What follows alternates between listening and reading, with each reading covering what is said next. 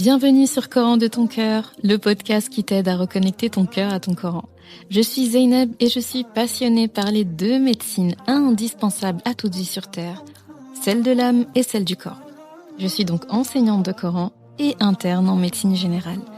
Voilà plus de 10 ans maintenant que j'enseigne aux femmes à lire, à apprendre, à comprendre et surtout à vivre leur Coran au quotidien en reconnectant leur cœur au Coran. Car oui, j'ai la ferme conviction qu'un cœur connecté au Coran est capable de redistribuer à tous les organes du corps l'amour pour Allah, l'envie de lui plaire et d'agir dans le bien. C'est pourquoi à travers ce podcast, je compte redonner chaque semaine un nouveau souffle à divers pans de ta vie au regard de ton Coran. Prends ce temps pour toi et belle écoute. Assalamu alaikum wa rahmatullahi wa barakatuh. Très content de te retrouver pour ce dernier épisode de Ramadan Prep, c'est le 5e.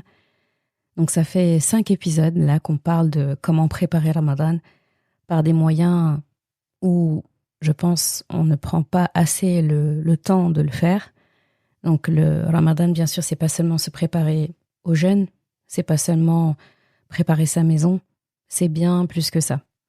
Et dans l'épisode du jour, forcément le dernier épisode, il était question de parler de l'essence même de Ramadan, de la raison pour laquelle Ramadan est là, de ce qu'on doit faire pendant Ramadan réellement, ce qu'Allah subhanahu wa ta'ala nous demande de faire pour notre bien uniquement, bien sûr.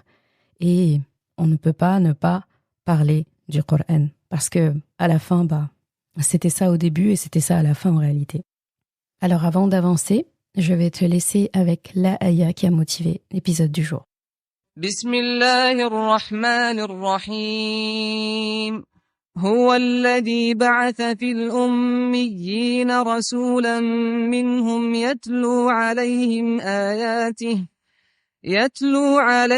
آياته ويزكيهم ويعلمهم الكتاب والحكمة وإن كانوا من قبل لفي ضلال مبين. C'est lui qui a envoyé à des gens sans livre un messager des leurs qui leur récite ses ayats, les purifie et leur enseigne le livre et la hikmah, la sagesse, bien qu'ils étaient auparavant dans un égarement évident. Surat al-Jumu'ah, ayat 2. Donc c'est trop bien de parler d'une sourate qui parle justement du vendredi, et on est vendredi.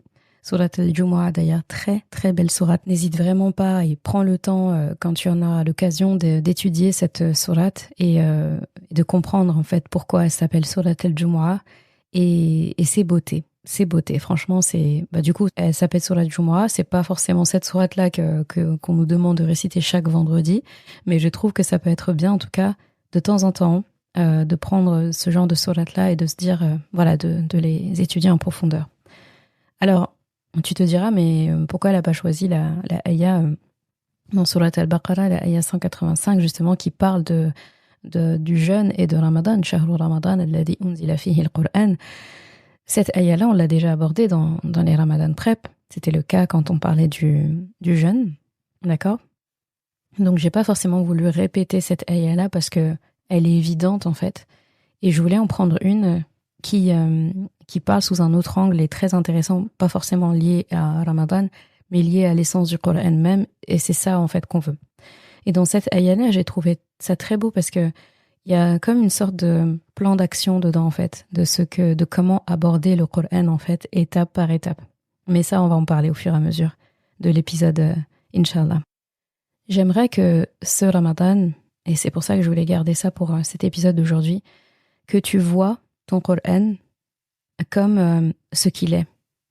Le Coran, il faut le voir comme la constitution des musulmans, d'accord ? Quand on parle d'une constitution, on parle forcément du jour où cette constitution a été établie. Et en général, le jour où la constitution dans un pays a été établie, c'est un jour qu'on célèbre, en fait. Donc c'est pour ça qu'on a des jours de l'indépendance. On a des fêtes de l'indépendance plutôt. C'est pour ça en fait que les gens fêtent des jours en particulier, le jour d'une libération, le jour d'une émancipation, le jour vraiment de la liberté en fait pour ce pays. Et nous aussi on a ça. On a une constitution, c'est le Coran. Et contrairement aux autres nations, aux autres pays, aux civilisations qui ont une fête de l'indépendance parce qu'ils ont un jour de l'indépendance, eh bien nous, Allah subhanahu wa ta'ala nous a donné un mois, en fait, à célébrer. Il nous a donné tout un mois, plusieurs jours. Donc notre Independence Day, eh bien c'est à Ramadan. Il nous a donné pas un mois d'indépendance, en réalité, mais un mois de révélation. Et on sait que Ramadan a été le mois durant lequel le Coran a été révélé. D'accord ? Enfin, là où il a été révélé, comme les hadiths nous l'expliquent, le Coran, en fait, a été révélé, donc était déjà sous la forme d'un livre, fi lawhin mahfouz, donc c'était déjà écrit et précieusement gardé, d'accord, auprès d'Allah subhanahu wa ta'ala, et il est descendu, en fait, sur terre pendant le mois de Ramadan. Donc c'est comme ça qu'il faut le comprendre, parce qu'on peut se dire, oui, mais tout le Coran a été révélé comme ça pendant Ramadan. Ben non, il y a eu la révélation, etc. C'est-à-dire le prophète sallallahu alayhi wa sallam l'a reçu partie par partie, mais le Coran a été révélé à la terre et descendu vers nos cieux, notre ciel à nous, pendant Ramadan. Donc c'est un mois hyper important, c'est-à-dire pendant ce mois-là, la terre a connu la rencontre avec sa constitution. Les musulmans ont rencontré leur constitution. Et pour célébrer ça, jusqu'à la fin des temps, eh bien, Allah nous a donné le mois de Ramadan, le mois de révélation.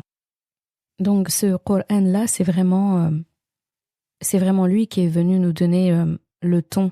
C'est lui qui est venu faire de nous une nouvelle nation, qui est venu nous donner une nouvelle identité, une nouvelle capitale. Parce que c'est avec le Coran aussi qu'Allah c'est à la période de révélation du Coran qu'on a la Qibla qui devient la capitale quelque part de l'islam, la Kaaba, parce que c'est vers cette direction-là que nous prions. Alors qu'avant, c'était en direction d'Al-Quds, d'accord ? En héritage, en fait, des Banu Israël avant nous. Allah subhanahu wa ta'ala a changé la direction de la prière, qu'il a délocalisée vers la Kaaba, et depuis, c'est devenu... Moi, j'aime bien l'appeler notre capitale, en fait, parce que c'est vers là qu'on se tourne. Les musulmans du monde entier se tournent vers la même direction pour prier, 5 fois par jour, minimum. Si ça, c'est pas une capitale, la Kaaba, ben, je sais pas ce que c'est. D'accord ? Donc, le Coran est venu quelque part bâtir notre histoire, poser cette grosse pierre, en fait, de notre histoire. Nous avons acquis une nouvelle identité, nous sommes une nouvelle nation, parce que nous avons une nouvelle constitution, nous avons un mois de révélation qu'on commémore chaque année. Et quand on regarde les récits qui sont dans le Coran, on a des récits de plusieurs personnes pieuses, des prophètes, des femmes, où Allah subhanahu wa ta'ala met en lumière la loyauté que ces gens illustres ont eue vis-à-vis de lui. Et donc, ils se sont battus, ils se sont sacrifiés, ils ont dépensé beaucoup de leur personne pour que ce message puisse rayonner. Aujourd'hui, que ce message rayonne, qu'on n'en ait plus à faire des guerres pour propager l'islam, qu'on n'en ait plus à avoir des affrontements, c'est-à-dire au même titre que les compagnons, au même titre que les prophètes. Le message de l'islam, en fait, est là. Donc, quelle est notre façon à nous de montrer notre loyauté, de témoigner notre loyauté envers Allah subhanahu wa ta'ala, maintenant que, quelque part, tout est fait, tout est prêt. C'est-à-dire, maintenant, l'islam est ancré. Nous n'avons plus besoin de nous battre pour que l'islam puisse exister. Au temps du prophète sallallahu alayhi wa sallam, il fallait se battre pour l'ancrer déjà. Là, maintenant, nous, quand nous sommes venus au monde ici, l'islam était déjà là, le Coran était là, tout était posé, les règles sont là, les récits sont là.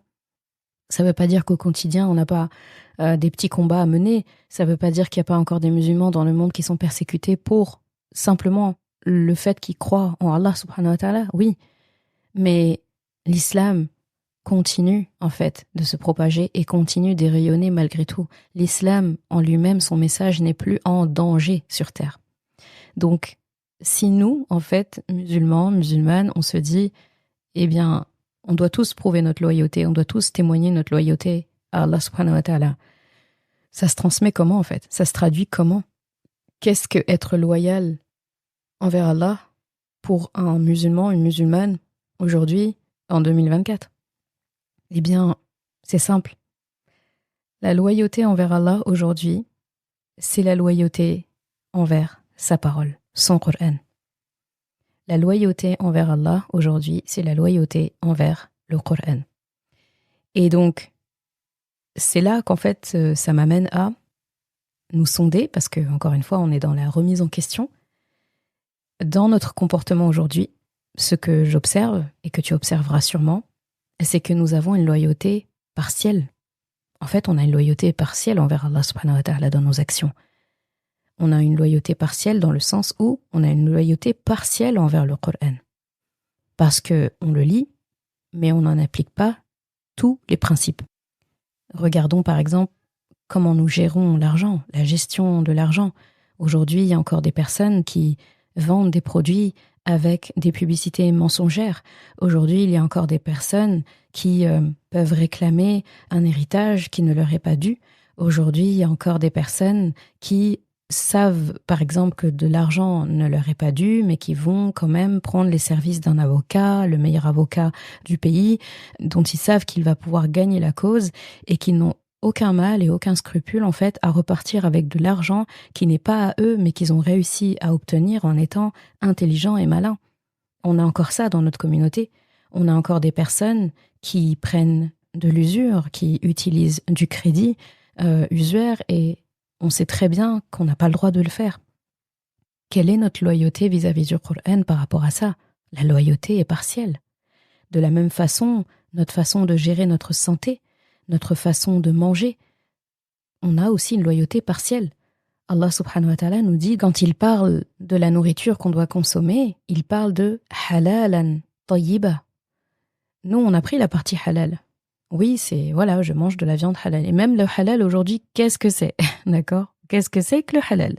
D'accord? Est-ce que c'est juste égorger la bête et dire le nom d'Allah?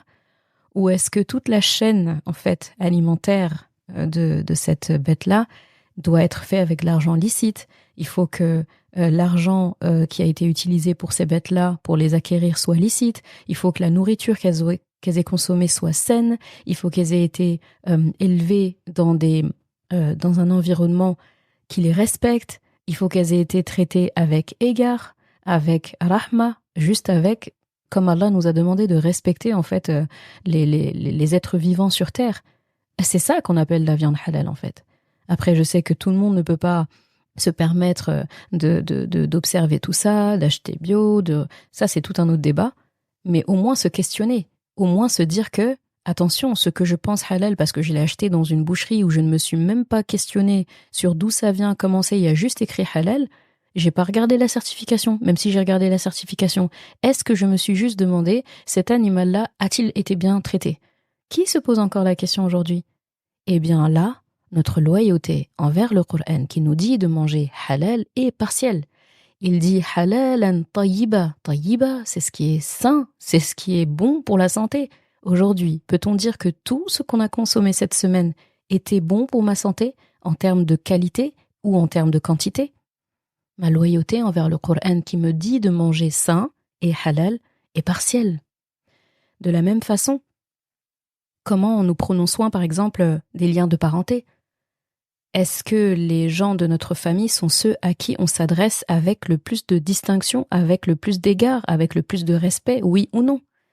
Est-ce que nous maintenons les liens de parenté? Est-ce que nous nous aidons les uns les autres? Est-ce que nous nous témoignons de la bienveillance? Notre loyauté envers le Coran qui nous demande de respecter les liens de parenté est dans ce cas partielle. Et la loyauté envers Allah devient aussi partielle. De la même façon, je pense à une cause qui me tient très à cœur. Depuis que je suis petite, je suis vraiment fascinée et touchée par cette catégorie-là. Ce sont les orphelins. Et à juste titre, notre religion parle énormément des orphelins. Rasulullah en parle. Il y a des récompenses spéciales pour les personnes qui prennent soin des orphelins. Notre Coran parle du droit des orphelins. C'est pas quelque chose à prendre à la légère. Aujourd'hui, est-ce que parmi nous, il y en a qui, cette semaine, se sont dit les orphelins, cette partie de notre communauté qu'Allah nous a confiée cette partie de notre communauté qu'Allah nous a demandé de prendre soin en fait. Il nous a demandé de prendre soin d'eux. Aujourd'hui, est-ce qu'il y a quelqu'un parmi nous,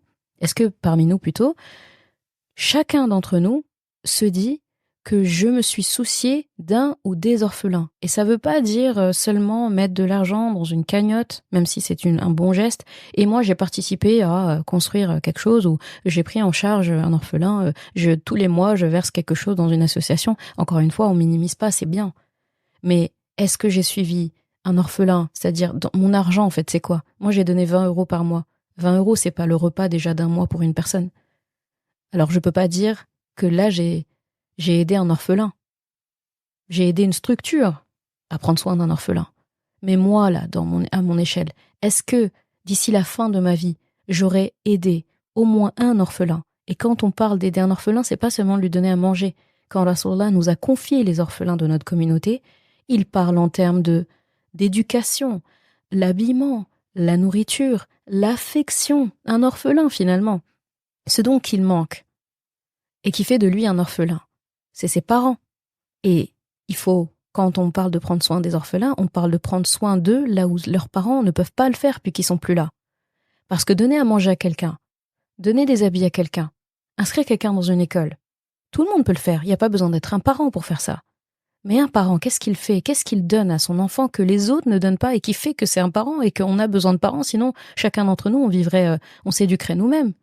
Le parent donne une affection que l'extérieur ne donne pas. Le parent donne une réassurance que l'extérieur ne donne pas. Donc c'est ça, en fait, prendre en charge un orphelin. C'est ça, aider un orphelin. C'est pas seulement une petite partie, en fait. Après, peut-être que chacun d'entre nous n'aura pas cette occasion de prendre en charge un orphelin de A à Z. Mais au moins, pensez à ça. Si j'ai participé, en fait, financièrement au sein d'une association qui s'occupe d'orphelins, qui les prend en charge, eh bien de temps en temps, peut-être une fois, même si c'est qu'une seule fois, pourquoi pas me rendre dans cette association? Pourquoi pas accompagner cette association? Pourquoi pas aller au bout de la chose, ne serait-ce que, au moins, poser mes yeux sur un de ces orphelins?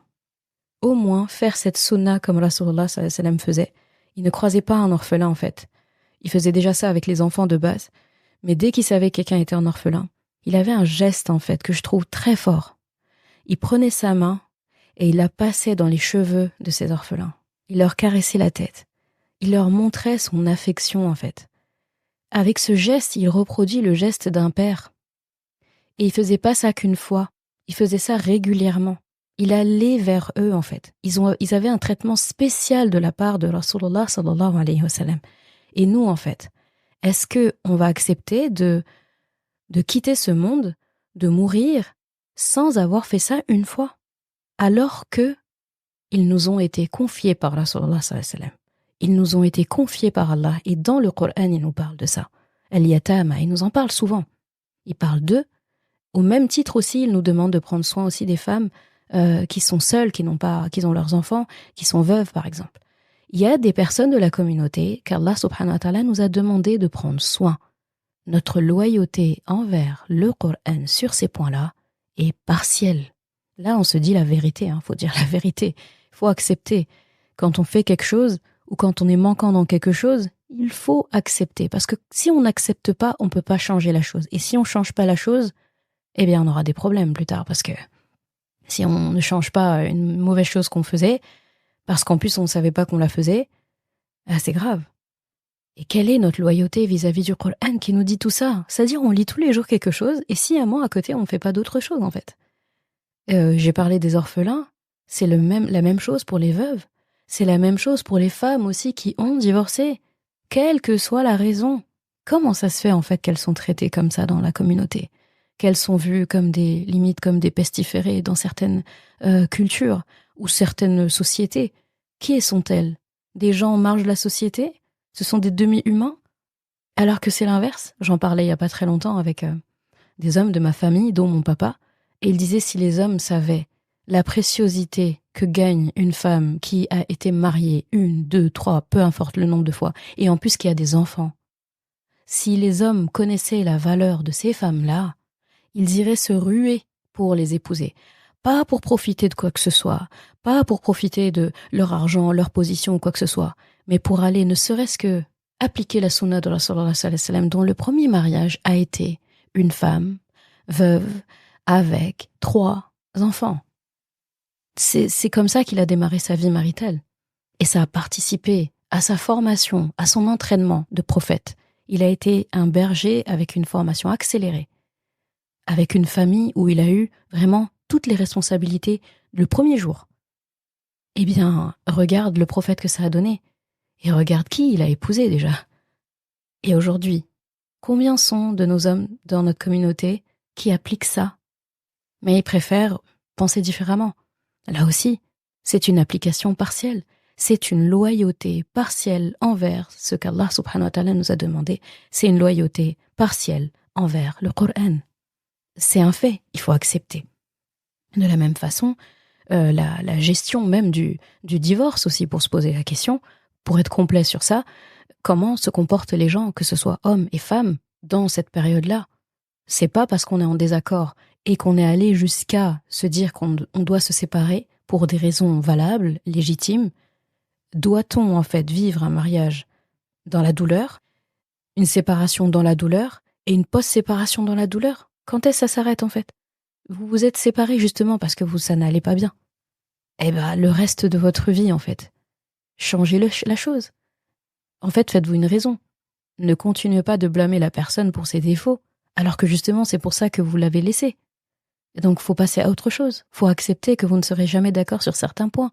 Ça sert à quoi de s'entretuer, de s'entre-déchirer, et en plus d'offrir ce tableau à ses enfants? Alors que le Coran, lorsqu'il parle du divorce, je prendrai l'occasion, Inch'Allah, de faire un épisode sur ça, parce que malheureusement c'est un sujet incontournable. La moitié de notre communauté le vit. C'est des chiffres qui font peur, mais on est arrivé à ce point. Eh bien, le Coran, lorsqu'il en parle, il y a une sourate déjà qui porte ce titre-là, le divorce. Et il y a des ayats complètes. Dans Surat al-Baqarah, c'est des pages. Dans Surat al-Nisa, c'est des pages. Dans Surat al-Talaq, c'est des pages. Où Allah parle, subhanahu wa ta'ala, de comment naviguer, comment traverser cette période avec brio. Quel que soit, il a parlé de tous les cas de figure, s'il y a des enfants ou pas, si elle était veuve avant ou pas, si elle a de l'argent ou pas, si elle allait ou pas. Tout est dedans. Et dedans, Allah subhanahu wa ta'ala canalise les émotions. Il aide à gérer pour les deux parties. Il prend même pas le parti de un par rapport à l'autre. Il est en train de se dire, c'est comme s'il était en train de venir entre les gens et dire calmez le jeu, calm down, calmez-vous, ça va aller. Quand vous vous serez séparés, il y a un ayah où il dit ça, il dit wa in yatafarraqa yughnillahu kulla min sa'ati. Allah va donner la subsistance, le risque, les bienfaits, ce qu'il doit donner dans tous les sens du terme à chacun. Il va s'occuper de chacun d'entre vous. Toi, tu vas à droite, toi, tu vas à gauche, et chacun d'entre vous, je m'occuperai de vous, en fait. Je vous donnerai ce qu'il vous faut, la réforme qu'il vous faut, la bonne personne après qu'il vous faut. Mais pour ça, il faut que vous vous remettiez en question. Pour ça, il faut que vous appliquiez et que vous suiviez mes règles, en fait. Et aujourd'hui, j'ai pas besoin de te faire un dessin.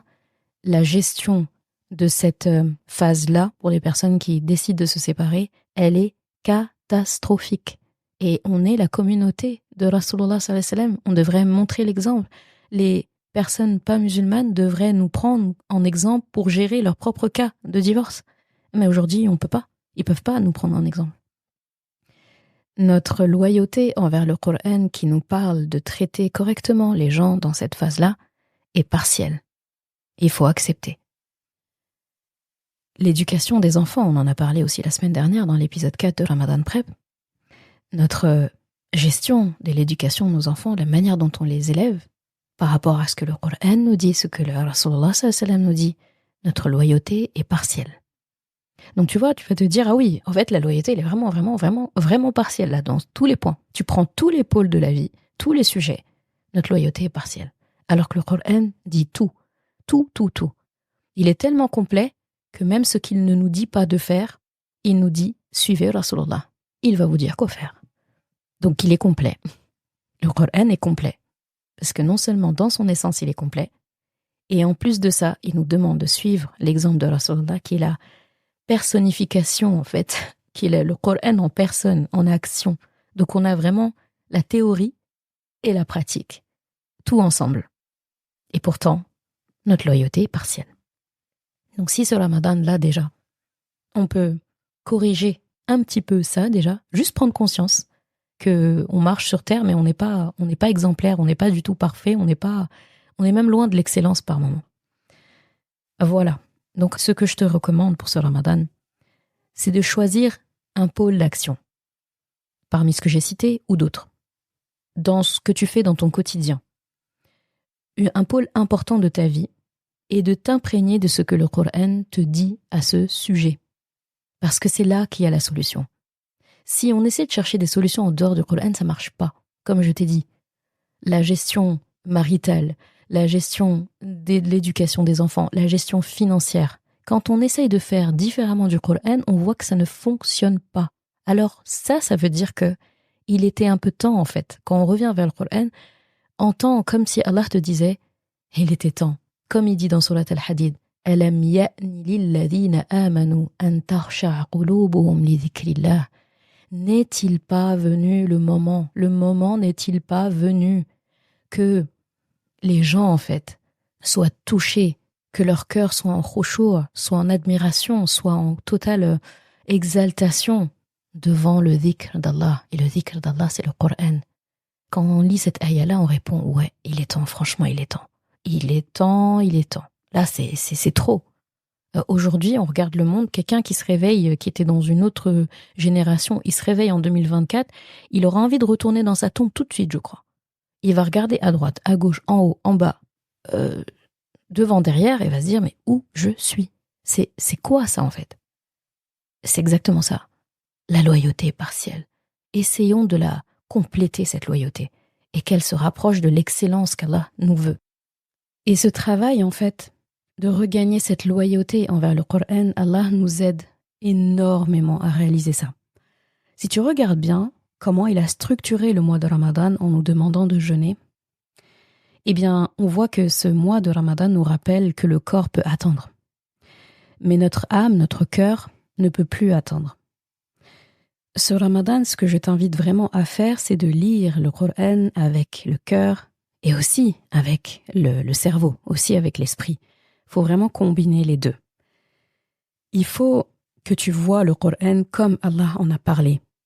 Hudan, il parle d'une guidée, en fait, quand il parle du Coran pendant le mois de Ramadan, et même en dehors en réalité. Et ce guide pour nous, qu'est le Coran, eh bien, il faut que nous agissions comme tels. Nous agissions comme ceux qui le prennent pour un guide. On doit être des disciples complets d'Allah subhanahu wa ta'ala pendant ce mois. Sans se mettre une pression, en fait, de se dire il faut que je fasse ci, il faut que je fasse ça. Juste une étape, en fait, étape par étape. Juste une chose de plus ou différente de notre quotidien, c'est déjà bien. D'accord? Et en nous montrant, en fait, que Allah nous montre à travers ça, en mettant le corps comme ça au repos en secondaire, il nous montre que tout ce qui est en dehors du Coran est secondaire. Tout. Tout, tout, tout. Et ce que je te recommande, parce que tu pourras te dire, mais je fais quoi, je lis quoi, etc., c'est vraiment d'avoir 2 lectures parallèles. Donc une lecture que j'appelle la lecture hasanat, c'est la lecture qui permet de gagner justement des hasanat, parce que c'est bien de viser la qualité, mais il y en a qui vont tomber dans « Ah, mais moi, c'est la qualité qui compte, il faut pas lire beaucoup, l'essentiel c'est de vivre ce que je lis. » Oui, ça c'est vrai, mais il faut pas oublier que le mois de Ramadan, c'est aussi le mois de lecture du Coran. C'est le mois de lecture. Et nous savons que chaque lettre nous rapporte 10 hasanat. Imagine en plus si tu en lis plus, et imagine que pendant Ramadan, Allah nous donne même pas, en fait, il s'est gardé le coefficient, la récompense, en fait, de tout ce qu'on fait pendant Ramadan. Donc on parle même plus de 10 hasanat par lettre, on parle d'un chiffre par lettre que tu ne peux même pas imaginer. Et multiplie ça par le nombre de lettres que tu vas lire. Donc pendant Ramadan, on ne se prive pas de lecture. Si tu peux clôturer la lecture du Coran, en tout cas faire ton maximum, fais-le. Ce serait même encore plus rendre hommage à ce mois, ce serait encore plus célébrer ce mois de la révélation. Rappelle-toi, hein, c'est le mois où notre constitution est descendue, en le parcourant en entier, au moins en lecture. Donc ça, faut pas s'en priver. Et c'est plus ou moins facile à mettre en place. Tu peux diviser cette quantité par jour en récitant avant ou après les 5 prières, Et là, tu as ton quota de la journée, en fait. Tu prends les pages du Coran, tu les divises par jour, tu les divises dans la journée, tu les divises par 5, et tu auras ton quota, et tu verras que c'est fluide, en fait. C'est pas quelque chose qui va te prendre beaucoup de temps. Et ensuite, la deuxième lecture que je te recommande d'avoir en parallèle, c'est la lecture que j'appelle la lecture tadabbur, la lecture plaisir, la lecture méditative. Et là, forcément, ici, il n'est pas question de quantité. C'est pas possible, en fait, en lisant des grosses quantités, par exemple des sourates entières, des longues sourates. Baqara, par exemple, on va prendre Baqara. Baqara peut être lu en une journée. Et encore, Baqara, si tu veux la lire en entier, en 1 heure, 1 heure et demie, 2 heures, si tu lis très lentement, Surat al-Baqara, elle est lue en entier. Mais c'est impossible de la méditer en entier pendant une journée ou le moment où tu es en train de lire. Donc, au moment où tu la lis, tu vas gagner des hasanats qui vont avec. Mais à côté de ça, il faut pouvoir avoir une lecture méditative, une lecture où je vais chercher qu'est-ce qu'Allah veut me dire ici, où je vais chercher en profondeur, où je vais lire le tafsir, où je vais m'imprégner des ayats qui sont là. D'accord ? Et cette lecture-là, elle doit se faire de manière qualitative. Et pour ça, en tout cas, moi, c'est une méthode que j'applique, que j'aime beaucoup appliquer. Je fais ça depuis des années. Et franchement, ça change la vie. C'est de choisir une seule sourate. Bon, une sourate pas trop longue, hein, ou plus, hein, parce que le but, c'est pas que ça se limite à Ramadan. Même si tu n'as pas terminé après Ramadan, bah, c'est encore mieux. Ça te permet de continuer. Donc, de choisir une seule sourate que tu vas étudier pendant Ramadan. Tu peux déjà commencer à accueillir cette sourate. Le but, c'est d'en savoir le maximum sur elle. Faut limite se transformer en détective, en fait, pendant Ramadan vis-à-vis de cette sourate-là. Tu la suis partout. Là, je parle comme si tu suivais quelqu'un. Tu la suis partout. Tu en parles partout. Tu en parles tout le temps. Tu l'écoutes tout le temps. Tu la médites, tu la lis, tu la converses, tu l'apprends si tu veux, et surtout tu l'appliques. Mais cette sourate-là, c'est comme si tu lui disais, toi et moi, ton pied, mon pied, pendant ce Ramadan. Ton pied, mon pied, partout où tu iras, j'irai. Vraiment, tu colles. Tu fais du corps à corps, tu colles cette sourate. D'accord ?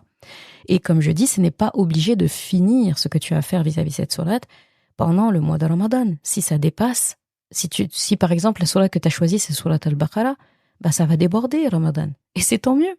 C'est encore mieux en fait. D'accord ? Donc ce Ramadan, vraiment, ce que je t'invite à faire, c'est de rajouter une pierre de plus à ta loyauté envers Allah subhanahu wa ta'ala. Et c'est par le Coran que tu peux le faire. Et Allah te facilite la tâche, puisqu'il a rendu des choses primaires, comme manger, boire, il les a rendues secondaires. Manger et boire, qui sont des choses primaires, il les a rendues secondaires. Au même titre aussi que l'intimité corporelle du couple, par exemple, eh bien, il a rendu ça aussi secondaire. Il nous a montré que le corps peut attendre. Le VIP dans ce mois-là, c'est ton âme, c'est ton cœur. Et il faut que tu fasses de ton âme une âme à qui Allah dira un jour, aux portes du paradis, Ya ayyatuha an-nafsul mutma'innah, irji'i ila rabbiki radiyatan mardiyah, fadkhuli fi ibadi wadkhuli jannati. La fin de Surat Al-Fajr. Il faut que tu fasses de ton âme aujourd'hui une âme à qui Allah dira aux portes du paradis, ô toi, âme apaisée, reviens vers ton Rabb, satisfaite et agréée. Et entre donc parmi mes serviteurs. Et entre donc dans mon paradis. Regarde comment Allah subhanahu wa ta'ala a parlé de son paradis. Il a dit, entre maintenant dans mon paradis. Et ce jour-là, tu auras enfin compris que tu étais gagnant en fait dans ton commerce ici-bas avec Allah. Ta personne et ce que tu possédais, que tu as accepté qu'Allah t'achète en échange de son paradis.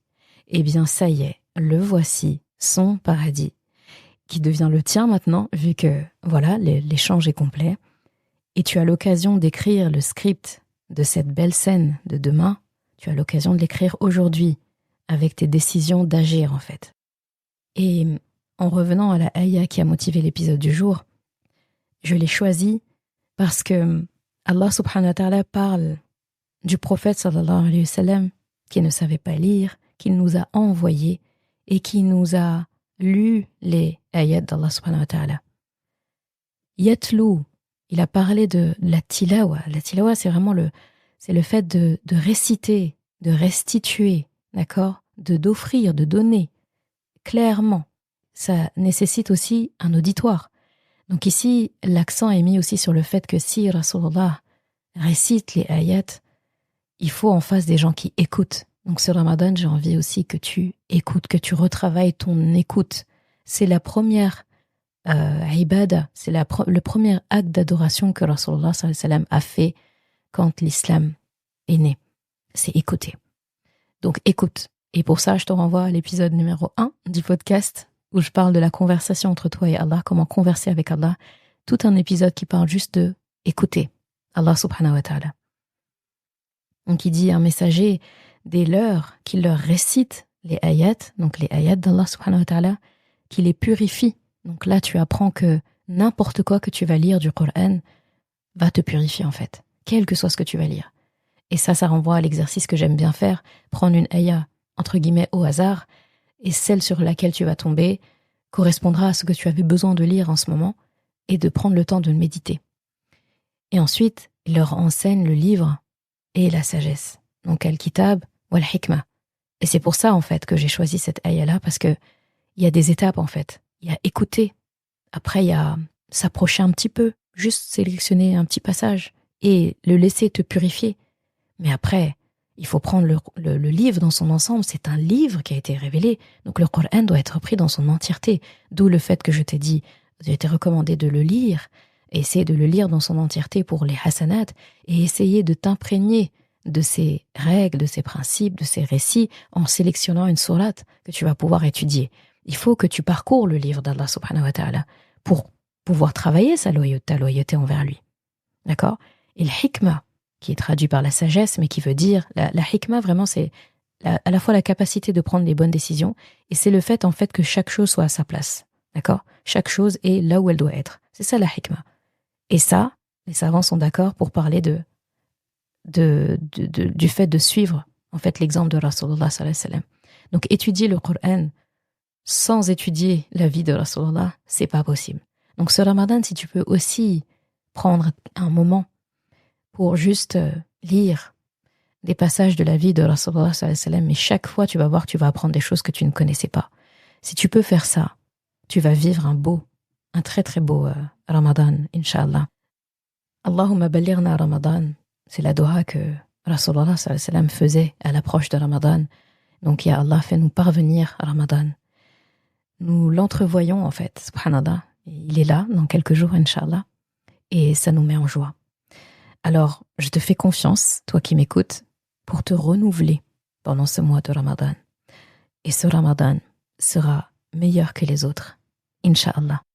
Merci d'avoir écouté cet épisode. Et comme toujours, si ce podcast t'a apporté du bien, alors une chose à faire, t'abonner pour ne rien rater. Et si il te semble pouvoir être utile à d'autres personnes, sens-toi libre de le partager et même de laisser un commentaire et la note de ton choix sur ta plateforme d'écoute préférée. Ce sera une belle manière de me faire savoir que ce podcast doit continuer et être écouté par le plus grand nombre. Je confie à Allah subhanahu wa ta'ala le soin de préserver ta foi, ton honneur et ton cœur. Je te laisse à présent passer un bon moment avec ton Coran et je te dis à vendredi prochain pour un nouvel épisode. Assalamu alaikum wa rahmatullah.